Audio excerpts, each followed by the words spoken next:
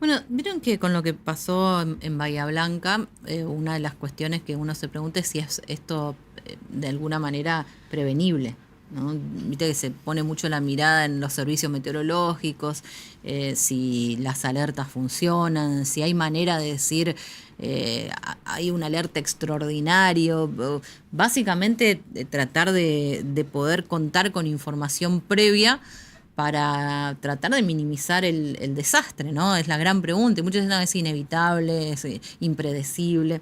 Bueno, hay una doctora en geografía, que además es investigadora adjunta del CONICET, que se llama Paula Andrea Saperi, cuya especialidad es la hidrografía urbana, y que en un trabajo que hizo en su tesis doctoral había anticipado lo que podía llegarle a pasar a Bahía Blanca.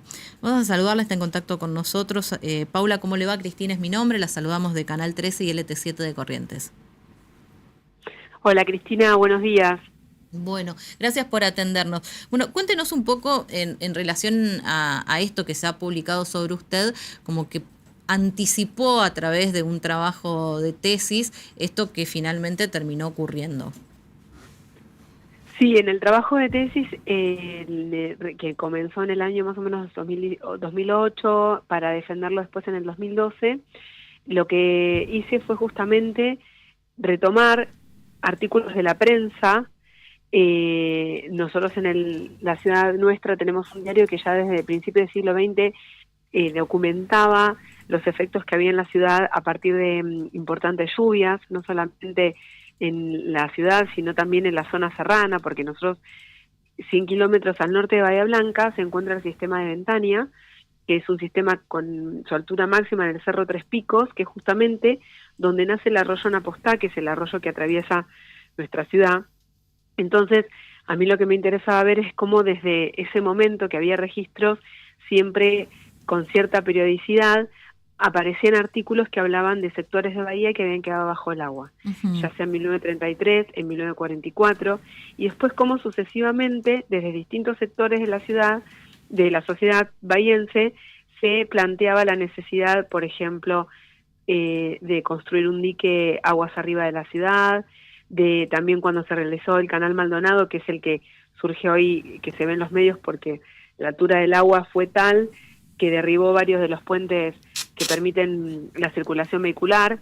Entonces, en ese reconstruir lo que sucedía en Bahía Blanca con las lluvias, también se fue como reconstruyendo un poco la hidrografía, porque otro factor muy importante fue el tendido de desagües pluviales. Entonces, como que nosotros tenemos la superposición de los elementos naturales, como el arroyo, el canal Maldonado, que era natural y después pasó a ser un canal aliviador, y también después los distintos desagües pluviales que van llevando el agua en función de los niveles de las calles.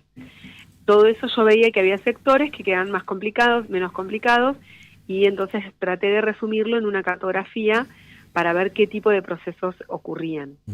Doctora, buen día. Normalmente vemos como las ciudades crecen desordenada y que muchas veces no se respetan. Ya en la provincia de Buenos Aires, en otros puntos, hubo la aparición de barrios privados, la construcción de canales derivadores que terminan Exacto. beneficiando a un productor pero perjudicando a la sociedad. ¿Esto también se pudo haber dado en Bahía Blanca?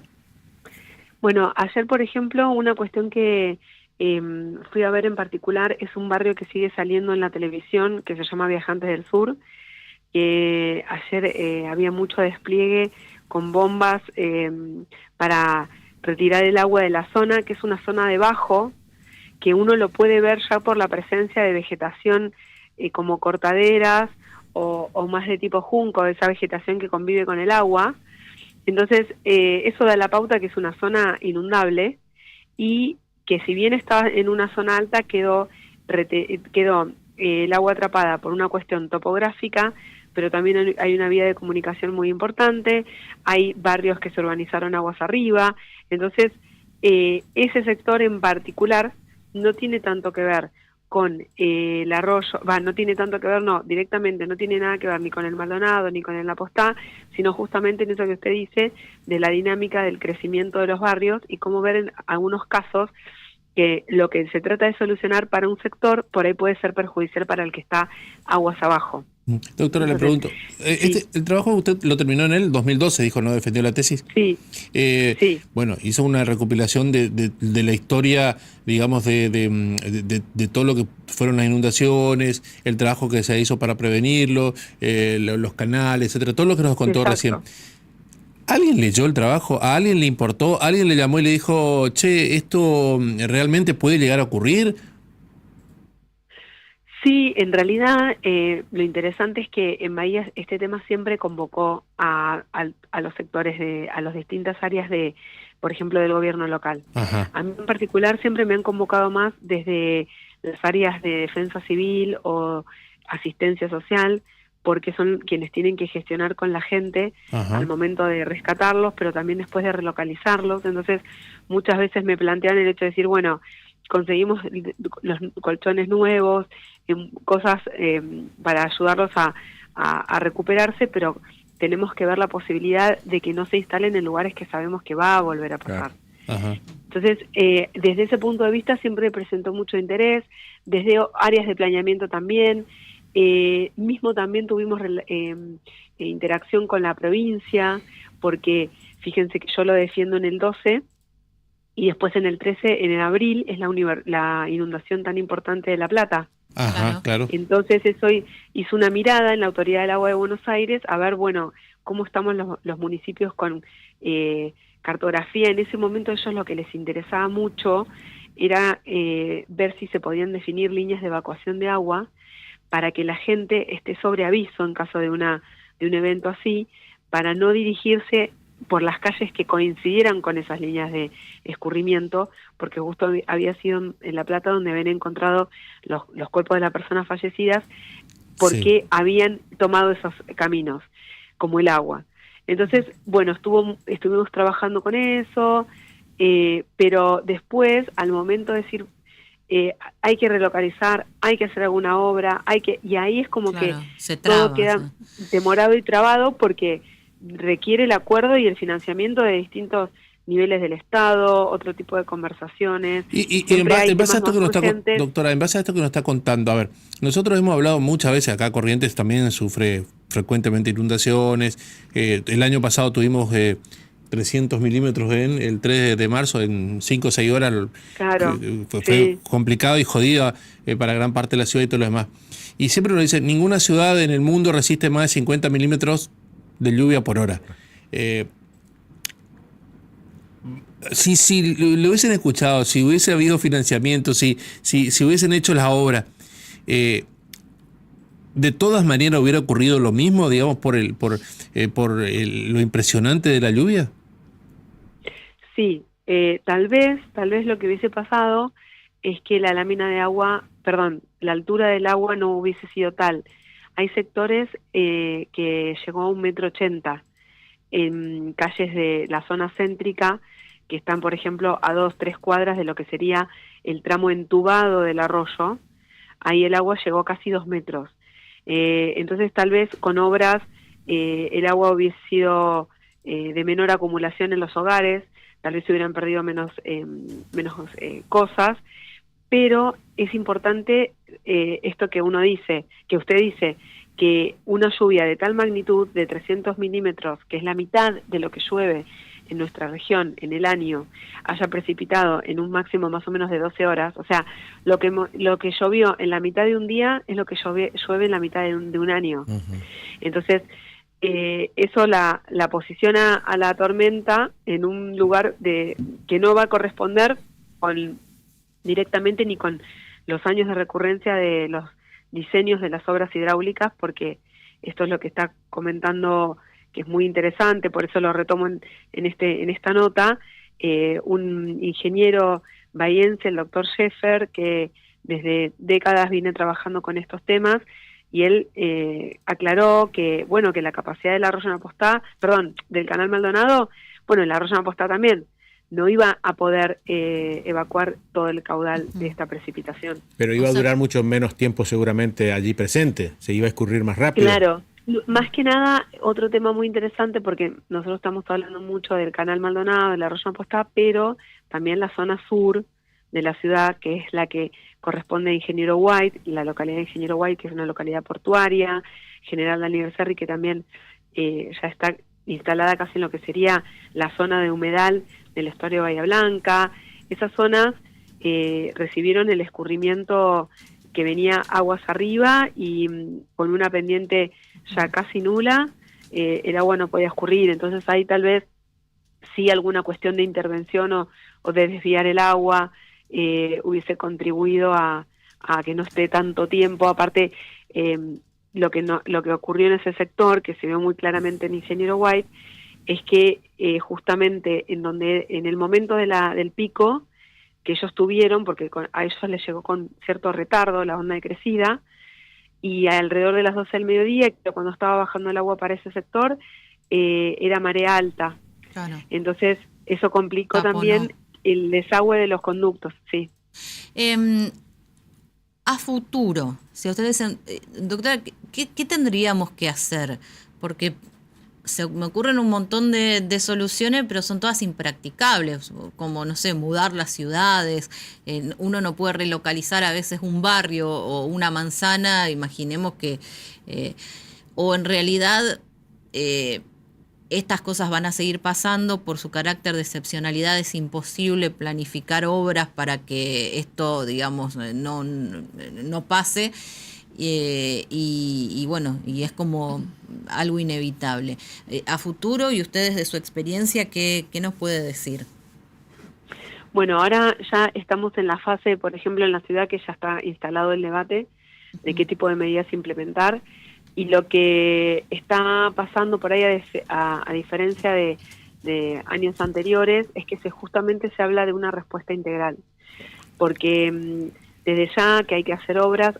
Una obra que tiene que ser urgente es el reacondicionamiento del Canal Maldonado, porque la fuerza del agua levantó las losas de hormigón que arman justamente el cauce. Entonces, bueno, eso va a haber que reacondicionarlo porque puede generar ciertos procesos erosivos e ir comprometiendo las zonas aledañas. Entonces, eso sin duda es muy importante, al igual que otra obra que bueno, que eso también sí tiene que estar sometido por ahí a mayor análisis.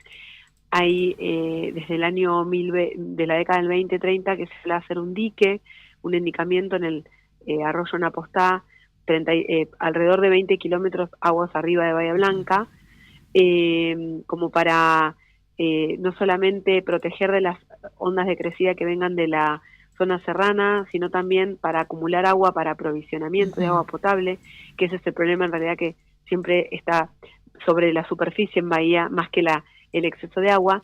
Pero más allá de las obras también se plantean cuestiones relacionadas a medidas no estructurales, como se dice ahora, que están orientadas también a la educación en cuanto a cómo tiene que actuar la gente, cómo prepararse, cómo responder, al monitoreo, que eso es fundamental, conocer cómo va variando la tormenta, porque estas tormentas son muy convectivas, muy localizadas, entonces es importante que haya monitoreo como de alta definición, por decirlo de una forma, tratar de dotar con estaciones meteorológicas e hidrológicas, conocer la altura de los niveles de agua en el canal, en el arroyo, para ver cómo viene y ahí poder estimar hasta dónde puede llegar la crecida.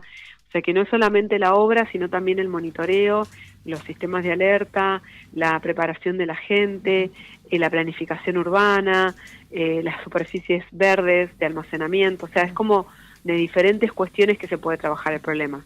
Doctora, muchas gracias, muy amable. Muchas gracias por el interés y que tengan un buen día. La doctora Paula Saperi, ella es doctora en geografía, especialista en hidrología urbana.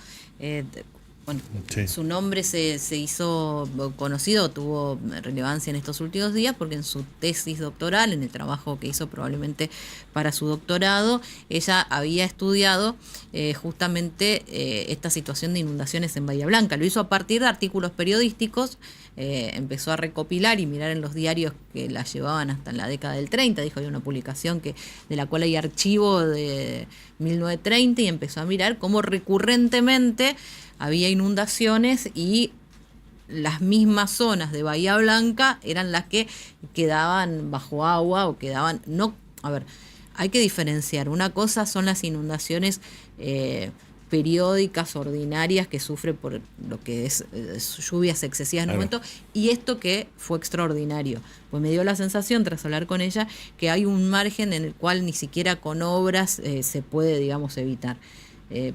Da la sensación que la cantidad de agua que cayó en este corto tiempo en Bahía Blanca, aún con todas las obras en condiciones, y como decía Marcelo por ahí, sin haber interferido algunos cauces naturales, con este Canal Maldonado en mejores condiciones, ni siquiera así se hubiera podido evitar. Sí, quizás que el agua baje más rápido. Claro, seguramente. Lo dijo bien Gustavo, y esto lo redactan permanentemente los especialistas. No hay ciudad en el mundo que tenga la posibilidad de evacuar más rápido de 50 milímetros hora. Si vos superás 50 milímetros por hora, el agua va a juntarse, a acomodarse, a negar algunos puntos. Acá llovieron 300 milímetros en 12 horas, que indudablemente no le permitió escurrir y que seguramente debe tener los mismos vicios que tenemos acá nosotros. ¿Cuántas veces tenemos los sumideros tapados, las zanjas enfrente a los domicilios tapados? Entonces se generan estos problemas. Y bueno, en la ciudad de Bahía Blanca, yo le pregunté porque días atrás escuché de que había una zona en donde había canales de algunos productores que habían modificado el curso normal del agua, el escurrimiento del agua. Entonces después se quedó en la ciudad del agua. Y algo que dijo también, esto de los servicios meteorológicos más localizados. Viste que el servicio meteorológico te dan un satélite. Claro, tenemos un satélite, pero te da para una zona más amplia de la que hoy quizás se necesite la precisión, ¿viste? Vos necesitas porque saber si, no sé, aquí en Corrientes Capital va a llover, o el alerta que hay para toda la región puede ser excesivo en algún punto específico. Y uno dice ahí, bueno, ¿quiénes tendrían que, y si cuán accesible es y disponible, invertir en esto? Es decir, estamos hablando ya de un problema comunal. El tema climático ya es un problema comunal. Vos sabés, sí. Pero el problema sí, pero te digo, la posibilidad de medición, porque hasta ahora a las comunas uno le pide la obra, limpieza del desagüe, pero no decís, necesito que tengas un servicio meteorológico para que me digas en qué milimetraje puede llegar a llover en la ciudad. El Servicio Meteorológico Nacional, si vos entrás, es como que te da alertas tempranas en espacios reducidos. Más acotados. Decir, bueno, alerta amarilla en toda la provincia de Corrientes, pero una suerte de alerta roja, si querés, en Lavalle y Santa Lucía. Claro, por decirlo de pero una por manera. lo que dio a entender, eso incluso hasta eso es amplio. Bueno, pero igual, de todas maneras, yo no olvido que el 3 de marzo, cuando tuvimos esa terrible lluvia e inundación acá en Corrientes, estábamos en alerta amarilla y no había, en ningún lado estaba previsto que llueva lo que llovió. Y bueno, por eso le tomó de sorpresa a todo el mundo, ni siquiera estábamos. Y además. Estábamos en alerta amarilla porque se sabía que iba a llover. Pero lo llamativo fue cómo llovió. Porque ese día llovió en Margarita Belén y en Corrientes Capital. En el resto de la región cayeron 8 gotas. Quizás eso es lo que te dicen, que hoy parte de los fallos que uno está viendo, que le dicen fallos, en realidad somos unos atrevidos. Gente que, estudia una de las carreras más difíciles que hay para poder entender todos estos fenómenos, y uno le dice, le erran porque te dice que va a llover o no llueve, porque te dice el 50% de probabilidad de lluvia. Pero quizás el tema es que se necesite que hoy los partes o los informes sean muchísimo más localizados, y cuando hablas de localizado, hasta quizás por ciudad y hasta más chico que una ciudad. Y por ahí hoy los instrumentos de medición no te permiten tanto. No sé, porque es cierto, vos tenés, acá mismo a veces pasa que tenés una lluvia torrencial en una parte de la ciudad y otros lugares que no. Claro. Y no pasaría nada si no tuviera características extremas, porque si ¿cuál es el problema con que llueva una parte y otra no, si estamos dentro de parámetros normales? Pero si vos vas a tener una mitad de una ciudad con 300 milímetros, sí es algo que lo tenés que anticipar. Bueno, tengo rápido, antes que sea más tarde, las tapas de los diarios nacionales. Hay una foto que se repite en la tapa de Clarín y de La Nación, que es la primera foto del Papa desde su internación. La vemos allí.